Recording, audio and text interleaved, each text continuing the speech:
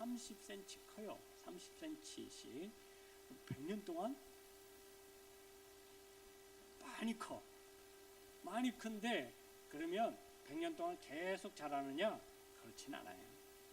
한 20m 정도 자라면 더 이상 자라지 않는다고 합니다. 그래서 그 정도 크기에서 계속 열매를 맺어요. 그 종려나무를 대추 야자 열매라고 했고, 하나님께서 이 애굽 땅에 있던 이스라엘 백성들에게 너희들에게 내가 준비한 젖과 꿀이 흐르는 땅 할 때 이 젖은 가나안 땅에 들어가서 목축에서 얻을 양의 젖을 이야기하고, 꿀은 이렇게 이 대추 야자 열매가 뜨거운 열기에 녹는데요. 녹으면 그게 꿀처럼 떨어진답니다. 그리고 실제로요, 꿀처럼 달아. 드셔보셨죠? 안 드셔보셨으니 제가 꼭 대추처럼 생겼어요. 대추 말린 것처럼. 대추 여러분 빨간 거 말리면 그 완전히 말린 거 말고요, 말르다 말은 거 있죠. 그리고 대추 졸인 거, 설탕에 졸인 거, 그거 엄청 달지요. 그런데 대추 야자 열매는 설탕에 절이지 않아도 그렇게 달아요. 그냥 그 자체로 엄청 달아요. 그래서 그걸 먹으면 막 이가 시릴 정도로 달아요. 그래서 많이 못 먹어요. 근데 거기 사람들은 그걸 되게 좋아합니다. 왜냐하면 당분 섭취하는 게 그걸 통해서 당분 섭취하고요. 어쨌든 그런 열매를 꿀로 표현을 하고 있어요. 그리고 이 종려나무는 아름다움의 상징이기도 해요. 그래서 여인들이, 유대 사람들이, 유대 여인들이 종려라는 이름을 많이 가져요. 여러분 다말이라는 이름 들어봤죠? 다말, 이게 압살롬의 동생인데요. 다말이라는 이름이 종려라는 뜻이에요. 히브리어로 타마르라고 하거든요. 다말입니다. 그래서 사람들이 많이, 여인들이 이 종려라는 이름을 많이 가지게 됐어요. 또한 유대인들은 초막절에, 매년 가을에 초막절을 지키거든요. 그 초막절에 초막을 짓고 야외에서 살아요. 그 기간 동안에 야외에서 초막을 짓는데 뭐 초막을 얼마나 잘 짓겠습니까? 촘촘하게 잘 짓는 게 아니고 대충 살아요. 대충 떠돌이 시절을 생각해 보라는 거지요. 그 광야에서 40년 동안 떠돌았던 때를 생각해 봐라. 그때를 생각하면서 한번 또 살아봐라. 초막절에 그렇게 초막을 대충 얼기설기 지어서 그곳에서 먹고 자고 그렇게 살아요, 며칠을. 그 초막을 지을 때 그래도 나무를 얼기설기하고 위에 지붕을 씌워야 되잖아요. 그 지붕을 씌울 때 종려나무 가지를 가지고 지붕을 씌웠어요. 이 종려나무는 이게 풀 같기는 하지만 나무입니다. 엄연한 나무. 그래서 나무는 풀보다 훨씬 단단해요. 실제로 나무가 굉장히 단단한 나무이기도 합니다. 그래서 그때 그 지역적으로 이 종려나무는 나무가 그렇게 많지 않고 귀한 지역이기 때문에 돌이 많죠. 그래서 가끔 집을 지을 때 기둥으로 쓰기도 했다고 합니다. 그 나무를 가지고. 그리고 그 나무를 꺾어서 이 백성들이 막 이렇게 흔들기도 하고 길에 깔기도 했어요. 이것은 이제 전통적으로 왕을 환영할 때 왕이 골든 게이트를 통과하거든요. 왕의 문이라고 하기도 하는 그 왕의 문을 통과하면서, 왜 왕의 문을 통과했냐면 어디에 순방을 갔다 오든지 혹은 싸움을 하러 갔다 승전하면서 돌아오든지 그때 백성들이 왕을 맞이할 때의 모습이에요. 그때 이제 꺾어서 이 종려나무는 이스라엘을 상징하거든요. 유대를 상징합니다. 그래서 유대의 고귀한 사람, 유대의 가장 고귀한 사람을 맞이할 때 이 의식을 행하기도 했어요. 그게 왕이지요. 그러면서 그들이 호산나 호산나 외쳤어요.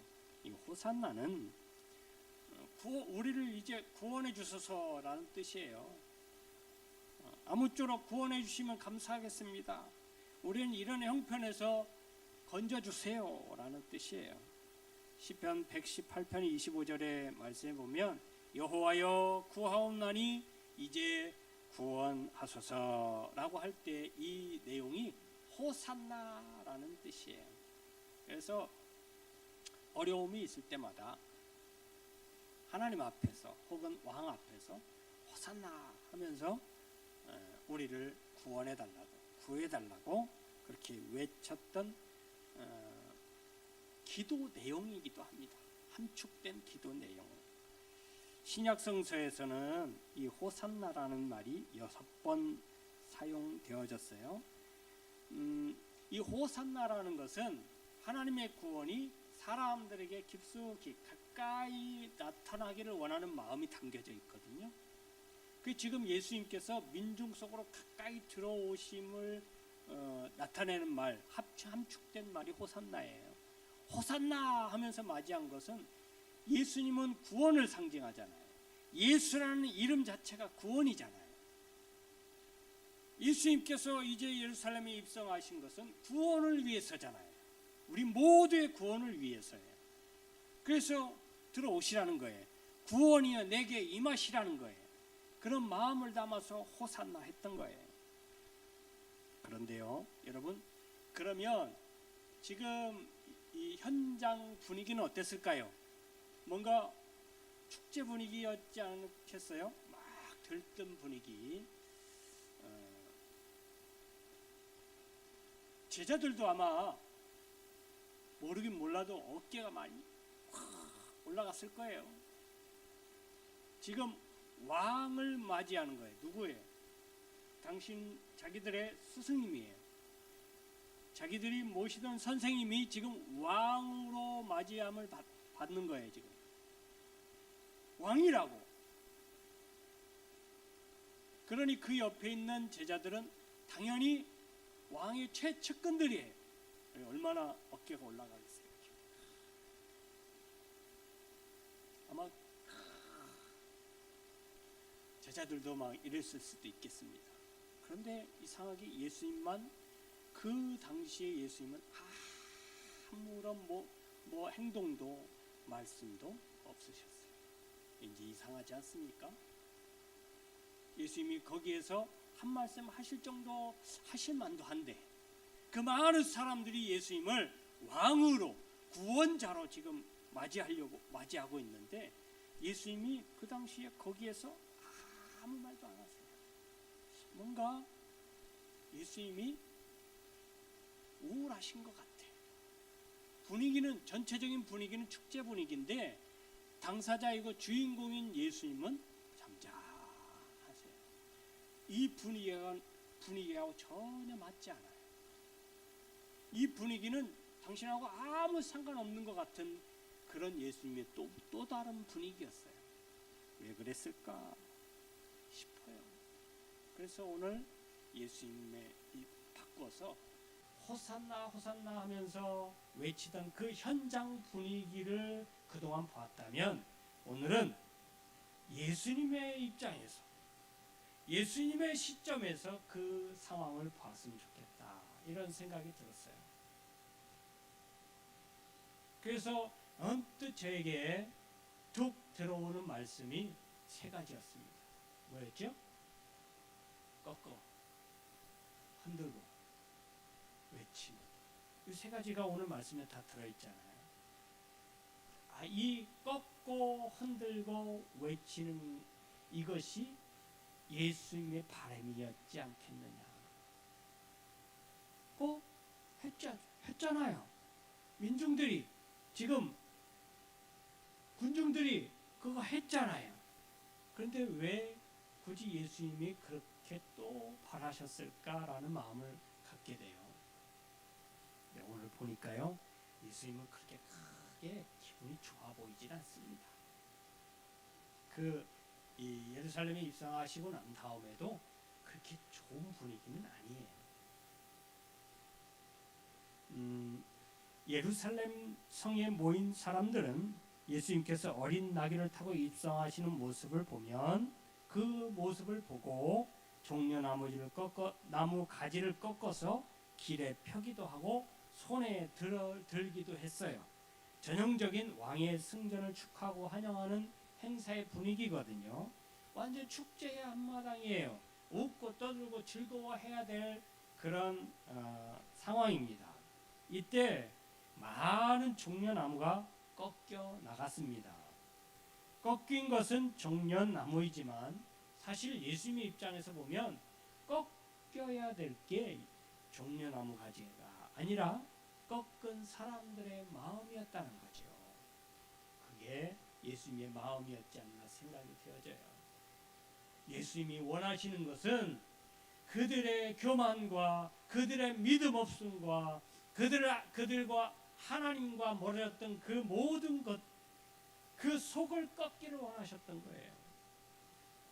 예수님께서 그동안 많은 사람들을 고치시고 말씀을 전하시고 사람들에게 천국에 대해서 외쳤지만 사람들은 그저 그를 다윗이 구원해 줄 만큼 그 다윗과 같은 권위를 가진, 권력을 가진 힘 있는 예수님을 바랬지, 예수님께서 정작 꺾어야 될 마음을 꺾기를 원하시는 그 예수님의 마음은 헤아리지 못했다는 거예요.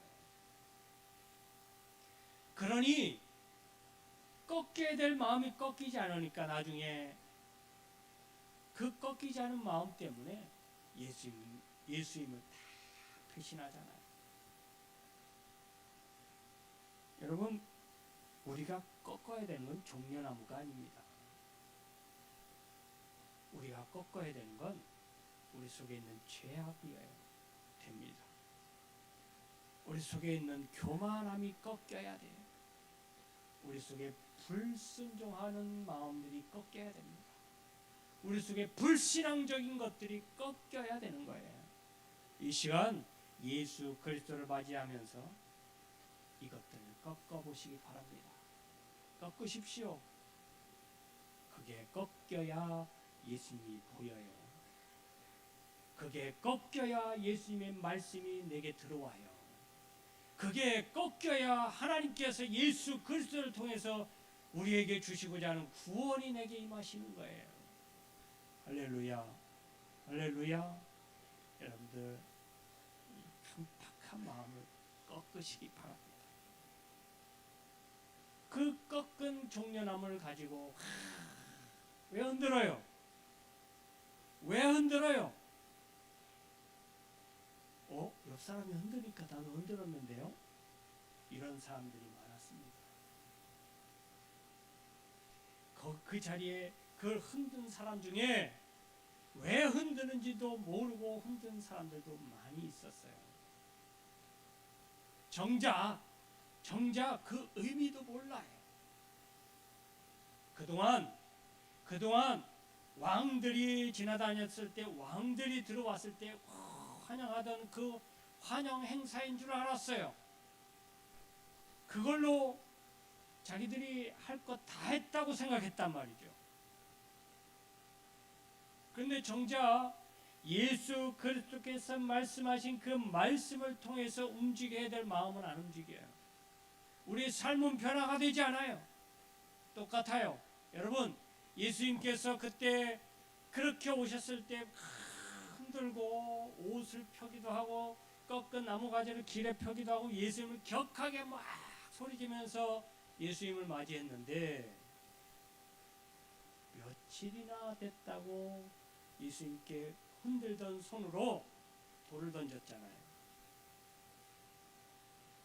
호산나 호산나 하던 그 입으로 예수님께 침을 뱉었잖아요. 왜요? 예수님의 말씀이 그들의 마음을 흔들어 댔어야 되는데 흔들려야 될 마음이, 그들의 믿음이 흔들리지 않았어요. 정형화되고 굳어졌던 마음들이 흔들리지 않아요. 움직이지 않아요. 여러분, 신앙생활 오래 하셨을 때에 경계하셔야 될 것들이 있습니다. 다 알아. 권사님, 웬만한 거 다 알아. 그죠? 오늘 말씀 드린 것도 한두 번 들었어야지. 매년 똑같은 말씀을 들었을 거예요. 수백 번을 들었던 말씀들이에요. 다 알아. 무슨 말씀을 하실는지 다 알아. 오늘 본문 말씀에 주보에 나온 거 딱 보면 무슨 말씀 하실지 다 알아. 새로운 것이 있습니까? 별로 없어요. 다 알아 웬만하면. 그래서 움직여지지 않아요. 여러분, 예수님에 대해서 모르는 게 있습니까? 그동안 수도 없는 세월 속에 수도 없는 말씀을 통해서 예수님에 대해서 배웠어요. 그래서 알았어요. 그래서 그 많은 알미 나를 못 움직이게 만들어요.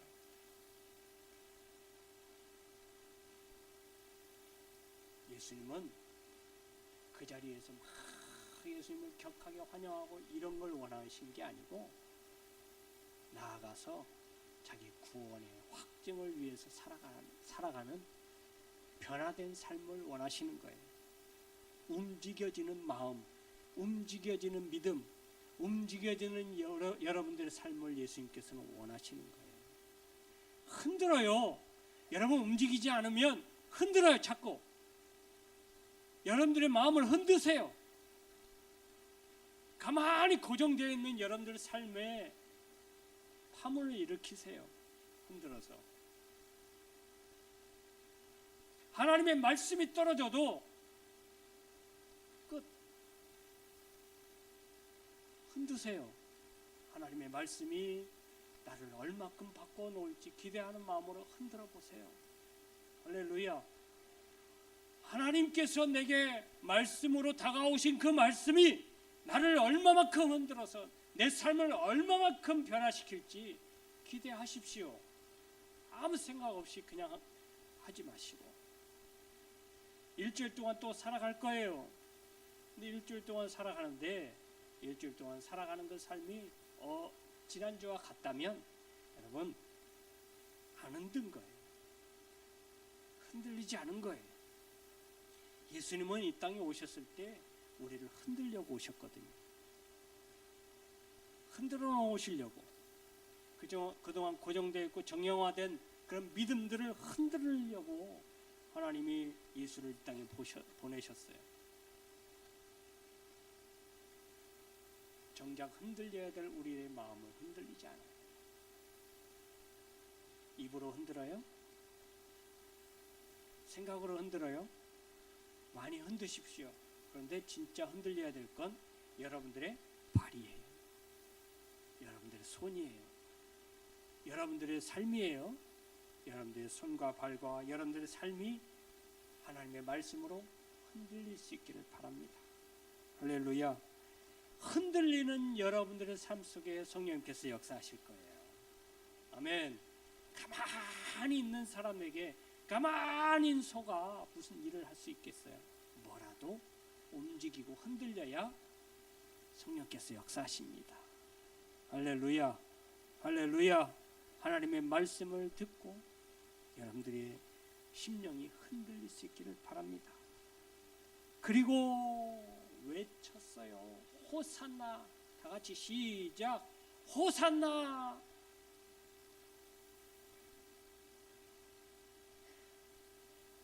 예수를 향해서 호산나 했지만 사실은 예수님께서 진짜 원하시는 건 예수님을 향해서 호산나로 끝나지 말라는 거예요. 우리가 정작 해야 될 외침은 저 세상을 향한 외침이어야 돼요. 호산나. 예수가 우리의 호산나이시다. 할렐루야. 여기 구원이 있다. 우리 교회에, 동산교회에 구원이 있다. 당당하게 외칠 수 있어야 돼요. 여러분, 예수님께서 구원을 가지고 내게 오셨잖아요. 믿습니까? 구원을 가지고 예수님께서 내게 다가오셨잖아요. 그걸 여러분들이 받아들이신 거잖아요. 믿음으로 받으신 거잖아요. 그래서 구원이 내게 임했잖아요. 부끄러운 거 아니잖아요. 아까운 거 아니죠. 그렇다면 나가서 당당하게 밝히십시오. 여기 구원이 있다고. 우리가, 여러분, 세상이 원하는 구원이 아니라 우리가 정작 진짜 받아야 될 구원이 여기 있다고. 세상적으로 바라는 그 호산나가 아니라 우리가 저 천국을 바라볼 때의 호산나가 여기 있다고.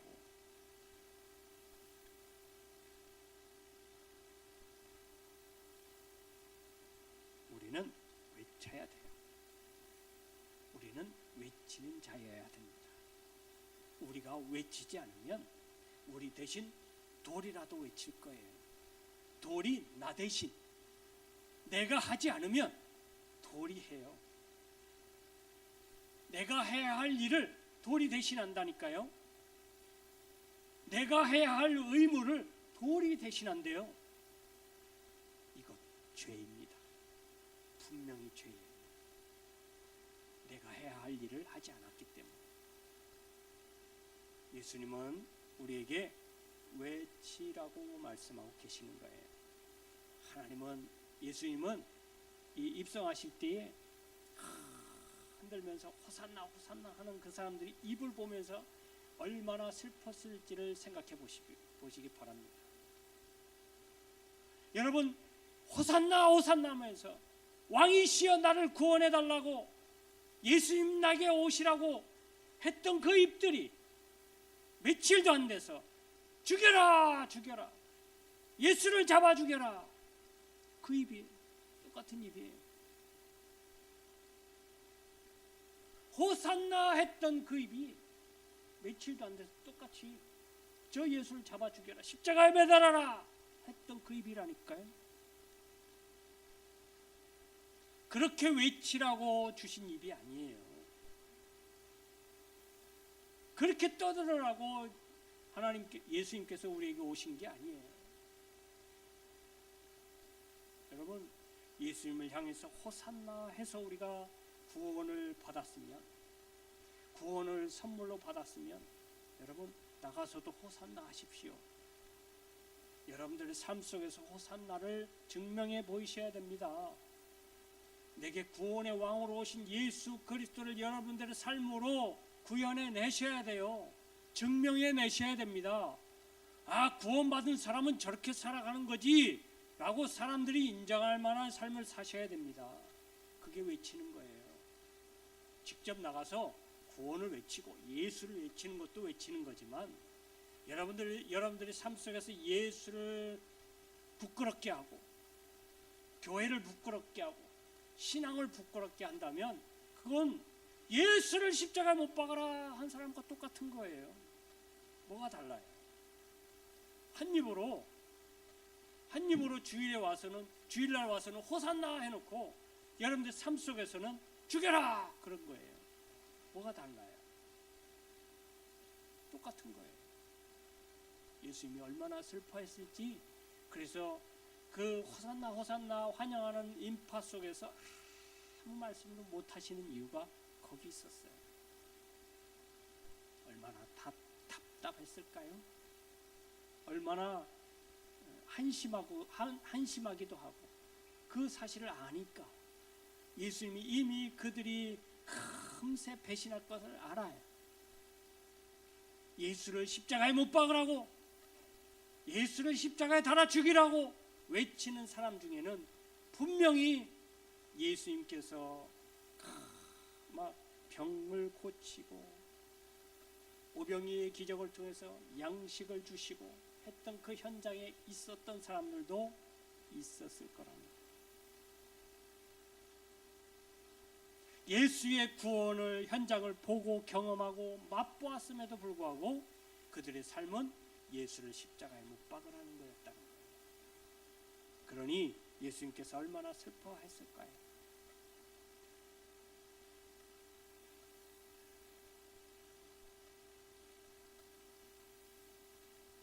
종료주일에 예수님께서 나귀를 타고 예루살렘에 입성하신 것은 분명 우리에게는 기쁜 일입니다. 환영할 만한 일입니다. 우리 영원한 구세주요, 영원한 왕으로 오시는 거기 때문에 당연히 우리는 환영하고 축제 속에 맞이해야 합니다. 근데 그 축제가 진짜 축제가 되기 위해선 오늘 내 마음을 꺾어야 되고, 고집과 아집과 교만들을 꺾어서